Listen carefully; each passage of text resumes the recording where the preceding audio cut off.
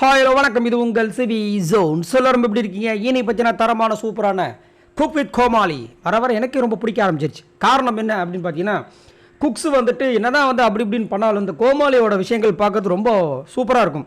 அதுலேயும் இந்த சீசனில் எனக்கு ராஜு வந்ததுலேருந்து, அது இன்றைக்கெலாம் ராஜு பண்ண வேலையெல்லாம் பார்க்கும்போது அந்த காமெடி சென்ஸ்லாம் பார்க்கும்போது எப்பா சத்தியமாக சொல்கிறேன், சிரித்து வயிறே வலிச்சுது.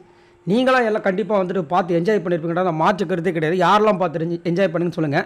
அது மட்டும் இல்லாமல் இன்றைக்கி பார்த்தீங்கன்னா ஒரு பயங்கரமான ட்விஸ்ட்லாம் கொடுத்துருந்தாங்க.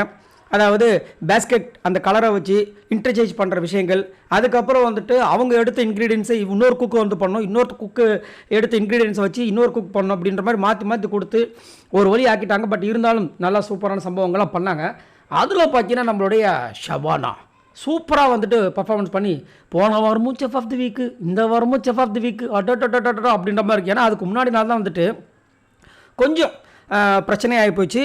அது மட்டும் இல்லாமல் அவங்களால அந்த நெகட்டிவ் ஃபீட்பேக்கை வந்துட்டு வாங்க முடியாமல் டென்ஷன் ஆகி அழுது ஆர்ப்பாட்டம் பண்ணி நான் போகிறேன் அப்படின்ற மாதிரிலாம் பண்ணியிருந்தாங்க. ஆனால் அதுக்கப்புறம் அப்படியே மீண்டு சூப்பராக இந்த வாட்டியை நல்ல மார்க்லாம் ஸ்கோர்லாம் பண்ணி ஃபஸ்ட்டு பொசிஷன் வந்துட்டாங்க. அடுத்து பார்த்தீங்கன்னா நம்மளால உமர் லத்தீஃப் சூப்பராக பண்ணுறாருப்பா. வாரம் வந்துட்டு அவர் நெகட்டிவ் ஃபீட்பேக் வாங்குவார். நானும் பார்க்குறோம், நல்ல ஒரு திறமையான ஒரு இதுவாக இருக்கார். கண்டிப்பாக வந்துட்டு பிக் பாஸில் நீங்கள் எதிர்பார்க்கலாம் அப்படின்ற மாதிரி இருக்குது. கண்டிப்பாக இப்படி இதுவாக இருக்கார். புது முகம் வர நல்ல பாடி கட்டுமஸ்தாக இருக்கிறார், அழகாக இருக்கிறார். அதனால் கண்டிப்பாக வருவார். வந்தார்னா நிறைய அந்த கேம்ஸ்லாம் செம்மையாக பண்ணுன்ற மாதிரி தான் இருக்குது.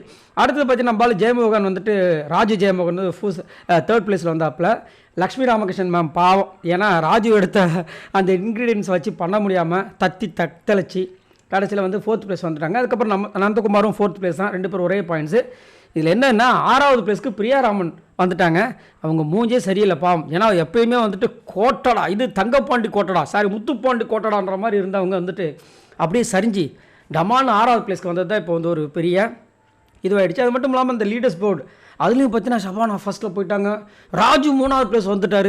உமர் லத்தீஃப் செகண்ட் பிளேஸில் இருந்தார். செமையாச்சு, சூப்பராக போயிட்டுருக்குது. பிரியாராமன் தான் அதுலேயும் லாஸ்ட்டில் இருக்காங்க. ஏன்னா அதை வச்சு தான் ஒருத்தர் எலிமினேட் பண்ண போகிறாங்க. அது அடுத்த வாரமான்ற விஷயங்களும் தெரியல. ஒருவேளை பிரியாராமன் அவங்கள தூக்கிடுவாங்க. ஏன்னா நிறைய பேர் இல்லைங்க அவங்க தாங்க கொடுக்க போகிறாங்க அப்போ நம்மலாம் சொல்லிட்டு இருந்தீங்க. ஆனால் இங்கே ஸ்கோர் போர்டை பார்க்கும்போது திடீர்னு இப்படி இருக்குது. ஆனால் திடீர்னு ஒரு ட்விஸ்ட் வந்தாலும் வரும். ஏன்னா திடீர்னு பார்த்தீங்கன்னா நல்லா டாப் நாட்சி வாங்கிட்டாங்கன்னா டபால்னு கீழே இருக்கவங்க மேலே போயிடுவாங்க. அதேமாதிரி ஷபானா சூப்பராக ஒரு விஷயம் சொன்னாங்க. என்னென்னா அவங்கள பாராட்டும் போது டிசர்விங் அப்படின்ற ஒரு வார்த்தை எனக்கு தேவைப்பட்டுச்சு. காரணம் மதுமிதா அவங்க வெளியேறும்போது எனக்கு என்னை விட அவங்க தான் டிசர்விங் கண்டஸ்டன் தோணுச்சு. நானும் என்னால் அந்த எஃபர்ட்டை போட்டு அந்த டிசர்விங்கிறத வாங்கணும்னு நினச்சிட்டு இருந்தேன். நீங்கள் இப்போ சொல்லும்போது எனக்கு மனசு ரொம்ப ஆறுதலாக இருக்குன்ற மாதிரி சொல்லி கண் கலங்கினாங்க.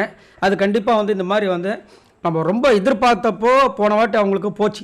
பட் இந்த வாட்டி எதிர்பார்ப்பு இல்லாமல் முழு எஃபர்ட்டை போடணும்னு நினச்சி அவங்க பண்ணாங்க. அது செம்மையாக வந்திருக்க போல இருக்குது. சரி, ஓகே. ஸோ உங்களுக்கு இந்த 6 குக்கில் எனக்கு இவங்களாங்க ரொம்ப பிடிக்கும் அப்படின்னா நீங்கள் யாரை சொல்லுவீங்க? என்னை கேட்டிங்கன்னா கண்டிப்பாக ராஜு தான் சொல்லுவேன். அவர் பாதி குக்கு பாதி கோமாளி மாதிரி தான் பண்ணிகிட்ருக்காரு. செம்மையாக ஐயோ, அவர் இருக்கிற வரைக்கும் கண்டிப்பாக குக்கு கோமாளி புகழ் ஓங்குன்ற மாதிரி இருக்குது. அது மட்டும் இல்லாமல் புகழை வேறு மிஸ் பண்ணிட்டோம். சரி, அடுத்த வாரமாவது ஒரு வாரன்றதை பார்க்கலாம். ஸோ உங்களுக்கு இந்த வீடியோ பிடிச்சிருந்தா மறக்காமல் கமெண்ட்ஸ் பண்ணுங்கள். குக்கு கோமாளி எவ்வளோ ரசிக்கிறீங்க? இதை விட எனக்கு பிக் பாஸ் அங்கே வேணும் அப்படின்னா கமெண்ட்ஸ் பண்ணுங்கள். பாய் நண்பர்களே.